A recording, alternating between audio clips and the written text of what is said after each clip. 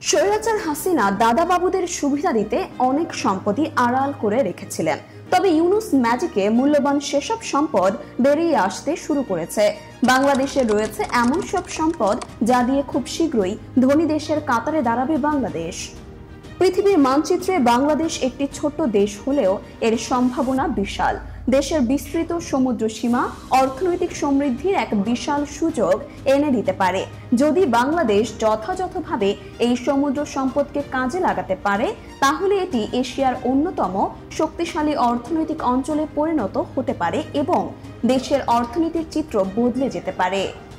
সমুদ্র সীমার গুরুত্ব ও সম্ভাবনা।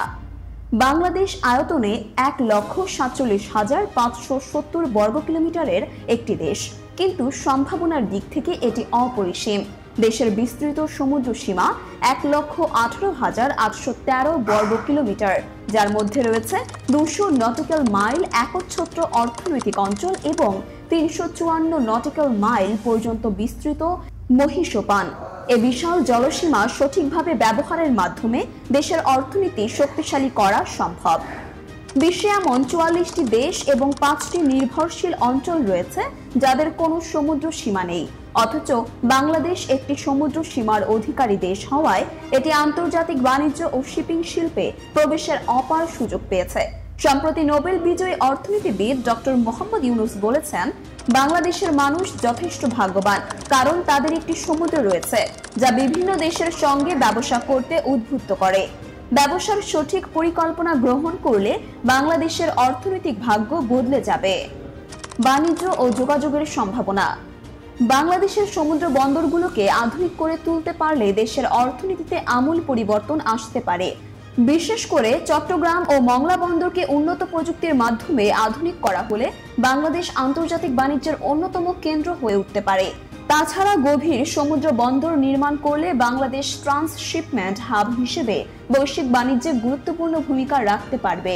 শুধু সমুদ্র পথেই উন্নয়ন নয়, বাংলাদেশ তার নিজস্ব শিপিং শিল্পকে আরও সম্প্রসারিত করতে পারে। আন্তর্জাতিক কন্টেইনার জাহাজ পরিচালনার মাধ্যমে বৈদেশিক মুদ্রা অর্জনের বড় সুযোগ তৈরি হবে। মৎস্য ও জ্বালানি সম্পদের সম্ভাবনা।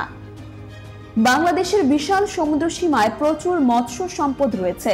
যদি আধুনিক প্রযুক্তির সহায়তায় গভীর সমুদ্রে মাছ ধরা বাড়ানো যায়, তবে রপ্তানি বৃদ্ধির মাধ্যমে দেশের অর্থনীতি আরও সমৃদ্ধ হতে পারে। এছাড়া বঙ্গোপসাগরের তলদেশে রয়েছে প্রচুর পরিমাণে গ্যাস ও তেল। ইতোমধ্যে বেশ কিছু আন্তর্জাতিক প্রতিষ্ঠান গবেষণা চালিয়েছে এবং অনুসন্ধান ও উত্তোলনের মাধ্যমে বাংলাদেশ জ্বালানি খাতে স্বনির্ভর হতে পারে। পর্যটন শিল্পের বিকাশ। বাংলাদেশ পর্যটন খাতেও বিশাল সম্ভাবনাময় একটি দেশ। কক্সবাজার, সেন্ট মার্টিন এবং অন্যান্য উপকূলীয় এলাকাগুলো আন্তর্জাতিক পর্যটকদের আকৃষ্ট করার জন্য আরও উন্নত করা হলে বিপুল পরিমাণ বৈদেশিক মুদ্রা অর্জন সম্ভব। সঠিক পদক্ষেপের প্রয়োজন।